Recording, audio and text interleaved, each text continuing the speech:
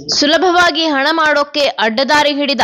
ನೀವು ನನ್ನ ಜೈಲಿಗೆ ಕಳುಹಿಸಿದ್ರು ವಾಪಸ್ ಬಂದು ಮತ್ತೆ ಅದನ್ನೇ ಮಾಡ್ತೀನಿ. ಬೆಂಗಳೂರಲ್ಲೊಬ್ಬ ಕೊಡುಗೈದಾನಿ ಕಳ್ಳ. ಈತನ ಮಾತು ಕೇಳಿ ಖಾಕಿಗೆ ಯಾಕೆ ಶಾಕ್. ಕಳ್ಳತನದ ಮಾಸ್ಟರ್ ಮೈಂಡ್ ಮಾಡ್ತಿದ್ದೇನು ಗೊತ್ತಾ? ಕಳೆದ ಕೆಲ ತಿಂಗಳ ಹಿಂದಷ್ಟೇ ಖ್ಯಾತ ನಟಿಗೆ ಕಳ್ಳನೊಬ್ಬ ತಾನು ಕಳ್ಳತನ ಮಾಡಿದ ಹಣದಲ್ಲಿ ಕೋಟ್ಯಂತರ ರೂಪಾಯಿ ಬೆಲೆ ಬಾಳುವ ಐಷಾರಾಮಿ ಬಂಗಲೆಯನ್ನ ಕಟ್ಟಿಕೊಟ್ಟಿದ್ದ. ಆಗ ಕಳ್ಳನ ಬಗ್ಗೆ ತಿಳಿದು ಎಲ್ಲರೂ ಶಾಕ್ಗೆ ಒಳಗಾಗಿದ್ದರು. ಆದರೆ ಅದೇ ರೀತಿಯಾಗಿಯೇ ಬಟ್ ಅದರ ಮುಂದುವರೆದ ವರ್ಷನ್ ಎನ್ನುವಂತೆ ಇಲ್ಲೊಬ್ಬ ಕಳ್ಳ ತಾನು ಕದ್ದ ಹಣದಲ್ಲಿ ಶಾಲಾ ಮಕ್ಕಳ ಫೀಸ್ ತುಂಬುವ ಮೂಲಕ ಸುದ್ದಿಯಾಗಿದ್ದಾನೆ. ಬೆಂಗಳೂರಿನ ಪ್ರಮುಖ ಪ್ರದೇಶಗಳಲ್ಲಿ ಮನೆಗಳ್ಳತನ ಮಾಡುತ್ತಿದ್ದ ತಮಿಳುನಾಡು ಮೂಲದ ಶಿವು ಆರಂಭದಲ್ಲಿ ತನ್ನ ರಾಜ್ಯದಿಂದ ನಗರದಲ್ಲಿ ಬಂದು ನೆಲೆಸಿದ್ದ ಬಳಿಕ ತನ್ನ ಪಾಡಿಗೆ ತಾನಿದ್ದು ಜೀವನ ಸಾಗಿಸುತ್ತಿದ್ದ.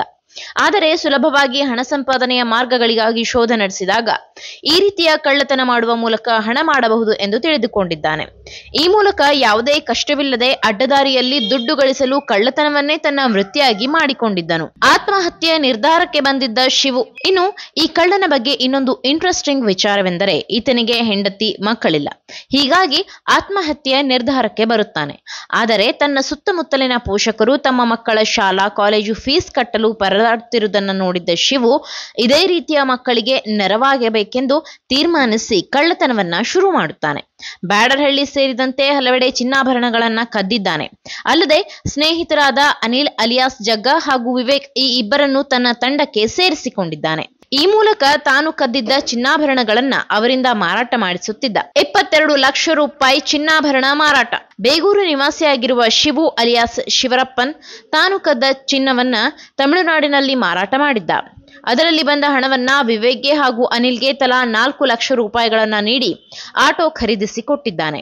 ಚಿನ್ನ ಮಾರಾಟದಿಂದ ಬಂದಿದ್ದ ಒಟ್ಟು 22 ಲಕ್ಷ ರೂಪಾಯಿ ಹಣದಲ್ಲಿ 14 ಲಕ್ಷ ರೂಪಾಯಿಗಳನ್ನ ತಾನು ವಾಸಿಸುವ ಏರಿಯಾದಲ್ಲಿದ್ದ 20 ಮಕ್ಕಳ ಶಾಲಾ ಹಾಗೂ ಕಾಲೇಜಿನ ಫೀಸ್ ಭರಿಸಿದ್ದಾನೆ. ಇನ್ನು ಈ ಮನೆಗಳ್ಳರ ಮಾಹಿತಿ ಪಡೆದ ಪೊಲೀಸರು ಕಳ್ಳತನದ ಮಾಸ್ಟರ್ ಮೈಂಡ್ ಶಿವು ಹಾಗೂ ಆತನ ಸಹಚರನನ್ನ ಬಂಧಿಸುವಲ್ಲಿ ಯಶಸ್ವಿಯಾಗಿದ್ದಾರೆ. 24 ಲಕ್ಷ ರೂಪಾಯಿ ಮೌಲ್ಯದ 260 ಗ್ರಾಂ ಚಿನ್ನಾಭರಣದ ಗಟ್ಟಿಯನ್ನ ಆರೋಪಿಗಳಿಂದ ವಶಪಡಿಸಿಕೊಳ್ಳಲಾಗಿದೆ ಎಂದು ಪೊಲೀಸರು ತಿಳಿಸಿದ್ದಾರೆ. ಏನೇ ಮಾಡಿದ್ರೂ ನಾನು ಕಳ್ಳತನ ನಿಲ್ಲಿಸೋದಿಲ್ಲ. ಇಷ್ಟೇ ಅಲ್ಲದೆ ತಾನು ಕದ್ದಿದ್ದ ಹಣದಲ್ಲಿ 20 ಮಕ್ಕಳ ಶಾಲಾ ಕಾಲೇಜು ಫೀಸ್ ಕಟ್ಟಿದ್ದೇನೆ. ಈ ಅಚ್ಚರಿ ವಿಚಾರ ಕಳ್ಳನ ಮಾತಿನಿಂದಲೇ ಬೆಳಕಿಗೆ ಬಂದಿದ್ದು, ನನ್ನನ್ನು ನೀವು ಜೈಲಿಗೆ ಕಳುಹಿಸಿದರೂ ಏನಾಗೋದಿಲ್ಲ. ನಾನು ಕಳ್ಳತನ ಮಾಡೋದನ್ನ ಮಾತ್ರ ನಿಲ್ಲಿಸೋದಿಲ್ಲ. ಜೈಲಿನಿಂದ ಹೊರಬಂದ ಬಳಿಕ ಮತ್ತೆ ಕಳ್ಳತನ ಮಾಡಿ 100ಕ್ಕೂ ಹೆಚ್ಚಿನ ಮಕ್ಕಳ ಸ್ಕೂಲ್ ಫೀಸ್ ಕಟ್ಟಿ ಸಾಯುತ್ತೇನೆ ಎಂದು ಬಂಧಿತ ಆರೋಪಿ ಶಿವು ನೇರವಾಗಿ ಪೊಲೀಸ್ ವಿಚಾರಣೆಯಲ್ಲಿ ಅಚ್ಚರಿಯ ಹೇಳಿಕೆ ನೀಡಿರುವುದನ್ನು ಕಂಡು ಖಾಕಿಯೇ ದಂಗಾಗಿ ಹೋಗಿದೆ. ಇನ್ನು ಈ ಕಳ್ಳರ ವಿಚಾರದಲ್ಲಿ ಅವರನ್ನ ಅಷ್ಟೊಂದು ಸುಲಭವಾಗಿ ಅವರ ಮನಸ್ಥಿತಿಯನ್ನ ಕಂಡು ಹಿಡಿಯಲು ಕಷ್ಟವಾಗಬಹುದೇನೋ. ಆ ಹೈಟೆಕ್ ಕಳ್ಳ ಬಂಗಲೆ ನಿರ್ಮಿಸಿಕೊಟ್ಟಿದ್ದ. ಆದರೆ ಅವನಿಗಿಂತಲೂ ಇನ್ನೂ ಒಂದು ಹೆಜ್ಜೆ ಮುಂದೆ ಹೋಗಿ ಕೊಡುಗೆದಾನಿಯಂತೆ ಮಕ್ಕಳ ಕಣ್ಣಿಗೆ ಕಂಡಿದ್ದು ಮಾತ್ರ ನಿಜಕ್ಕೂ ಶಾಕಿಂಗ್ ಸಂಗತಿಯಾಗಿದೆ. ಅದೇನೇ ಇರಲಿ, ಈ ಅಪ್ಡೇಟೆಡ್ ಕಳ್ಳ ಶಿವು ಮಾಡಿರುವ ಕೆಲಸವನ್ನ ನಾವು ಮೇಲ್ನೋಟಕ್ಕೆ ಕಳ್ಳತನ ಎಂದು ಹೇಳಲೇಬೇಕು. ಆದರೆ ಸೂಕ್ಷ್ಮವಾಗಿ ಗಮನಿಸಿದಾಗ ಅದರಲ್ಲಿ ಯಾವುದೇ ರೀತಿಯಾಗಲಿ ಅದು ಅದರ ಹಿಂದೆ ಒಂದು ಉಪಕಾರದ ಭಾವನೆ ಇರುವುದು ಮಾತ್ರ ಕಂಡು ಬರುತ್ತಿರುವುದು ಸುಳ್ಳಲ್ಲ. ಈ ಮಾಹಿತಿ ನಿಮಗೆ ಇಷ್ಟವಾಗಿದ್ದಲ್ಲಿ ಈ ಬಗ್ಗೆ ಕಮೆಂಟ್ ಮಾಡಿ, ವಿಡಿಯೋನ ಲೈಕ್ ಮಾಡಿ, ಶೇರ್ ಮಾಡಿ. ನಮ್ಮ ಚಾನೆಲ್ನ ಸಬ್ಸ್ಕ್ರೈಬ್ ಮಾಡದಿದ್ದಲ್ಲಿ ಬೇಗ ಸಬ್ಸ್ಕ್ರೈಬ್ ಮಾಡಿ. ಧನ್ಯವಾದ. ಬೆಂಗಳೂರಿನ ಸಮಗ್ರ ಸುದ್ದಿಗಾಗಿ ನೋಡಿ ಕರ್ನಾಟಕ ಟಿವಿ ಬೆಂಗಳೂರು.